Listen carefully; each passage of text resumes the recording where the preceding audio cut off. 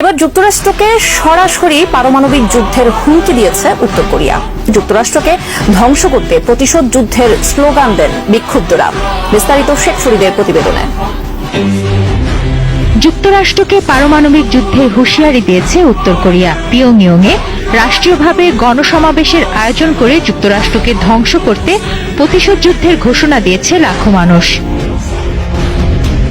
যুক্তরাষ্ট্রকে ধ্বংস করতে প্রতিশোধ যুদ্ধের স্লোগান দেন বিক্ষুব্ধরা। চাপধমটি জানিয়েছে অনুষ্ঠিত সমাবেশে রাজধানী জুড়ে প্রায় 1,20,000 শ্রমজীবী মানুষ ও শিক্ষার্থী অংশ নেয়। রাষ্ট্রীয় মিডিয়ায় প্রকাশিত ছবিতে দেখা গেছে একটি বিশাল স্টেডিয়ামে প্রচুর মানুষ জড়ো হয়। হাতে লেখা প্লাকার্ডে ছিল, যুক্তরাষ্ট্রের পুরো ভূখণ্ড আমাদের হামলার গোলার আওতার মধ্যে, যুক্তরাষ্ট্র শান্তি ধ্বংসকারী।